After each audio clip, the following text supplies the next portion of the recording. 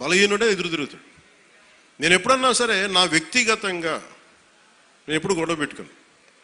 వ్యవస్థ కోసం ఇబ్బందులు అయినప్పుడు నాకేంటి, గత ప్రభుత్వం అద్భుతంగా పనిచేస్తే నాకు ఎందుకు అవసరం ఏముంది? అసలు పాలిటిక్స్ రావాల్సిన అవసరమే లేదు. ఉదాహరణకి నల్గొండ లాంటి ప్రాంతంలో ఫ్లోరోసిస్తో బాధపడుతూ ఉంటే కృష్ణానది నీళ్ళు హైదరాబాద్ దాకా వెళ్తున్నాయి, కానీ ఆ దారి వెంబడి వస్తున్న నల్గొండలో నీళ్ళు చాలా సంవత్సరాలు లేవు, ఈ మధ్యన వచ్చినాయి.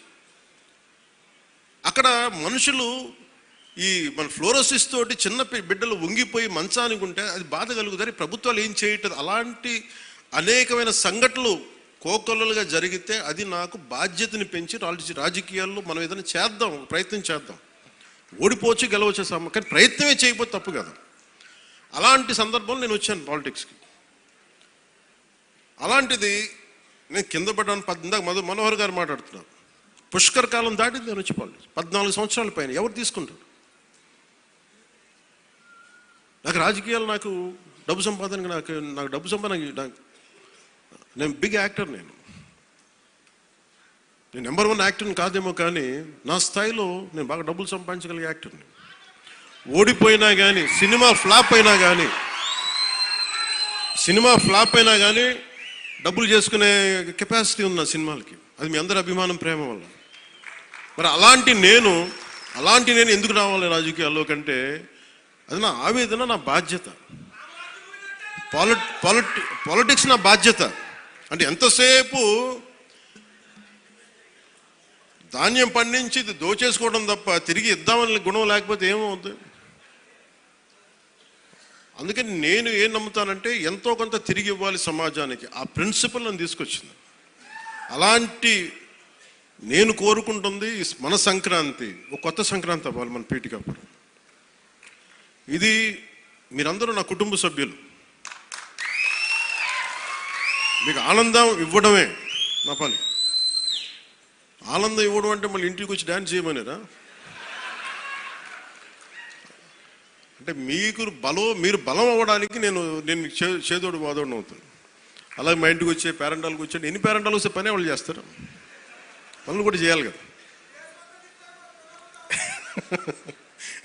అలాగే సంక్రాంతికి నాకేమనిపించిందంటే పీఠికాపురం పర్మనెంట్గా ఒక సంక్రాంతి ఉత్సవాలకి పండగ కావాలి. అంటే ఇది సంక్రాంతి, ఓణం ఎట్లా ఉంటుందంటే మాది కూడా మన హార్వెస్ట్ ఫెస్టివల్ మన కేరళలో. అది భూమిని నమ్మే ప్రతి ఒక్కరి పండగ అది. మరి కేరళ చాలా ఒక అనూహ్యంగా ఏంటంటే అన్ని మతాలు జరుపుకుంటారు. సో నా మనసులో కూడా మన సంక్రాంతి అన్ని మతాలు జరుపుకోవాలి. అది ప్రకృతి ఆరాధన నుంచి పుట్టిన మన సంస్కృతి ఇచ్చిన వారసత్వం ఇది. ఈ వారసత్వాన్ని భవిష్యత్ తరాలకి అందించడం మన బాధ్యత. ఈరోజు పీఠికాపురంలో జరుగుతున్న సంక్రాంతి సంబరాలు మనకి భవిష్యత్తులో అందరికీ అలాంటి జ్ఞాపకాలని ఇవ్వాలని మనస్ఫూర్తిగా కోరుకున్నాను.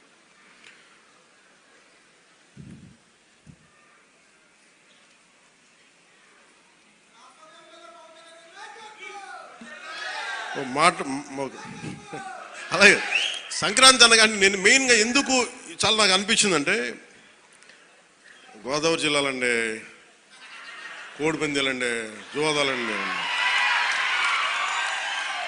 సంక్రాంతి తాలూకు అంటే సంక్రాంతి అంటే కోడిపందాలు, జోదాలు, పేకాట.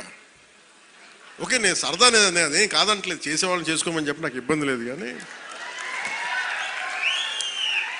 అంటే నేను తెలంగాణ స్నేహితులు కూడా చెప్తా ఉంటాను. హైదరాబాద్ నేనే ఇంట్లో ఉంటే, నేను హైదరాబాద్లో ఉంటే ఇప్పుడు 10 years బ్యాక్ మేము ఎక్కడికి వెళ్తా అంటే మేము భీమవరం వెళ్ళిపోతా ఉండే, లేదంటే మేము తూర్పుగోదావరి వెళ్ళిపోతాం. దేనికి అంటే మేము అక్కడ ఈ కోడి పందాలకి ఎంత డబ్బులు వేస్తారన్న తెలియదు కూడా తెలియదు. నాకు అప్పుడు అర్థమైంది. అంటే నేను అనేది సంక్రాంతి అంటే కేవలం కోడి పందాలు, పేకాట, జూదం దగ్గరికి పరిమితం అయిపోతే రాంగ్ ఇండికేషన్ వెళ్తుంది సొసైటీకి. ఇంకెక్కడ వెళ్ళాం మనం. అది మార్పు రావాలి అంటే, ఎందుకంటే మన సంస్కృతిని మనల్ని దేనికైతే అసలు మూలం ఎట్లా ప్రారంభం అది మర్చిపోయాం అనుకోండి, మర్చిపోతే అది దారి తప్పేస్తాం. అప్పుడు మీకు మెకాలే చెప్పినట్టుగా ఒకరిని దెబ్బ కొట్టాలి, ఒకరిని సంస్కృతిని, దేశాన్ని వైపౌట్ చేయాలంటే ముందు వాళ్ళ సంస్కృతిని చంపేయడం.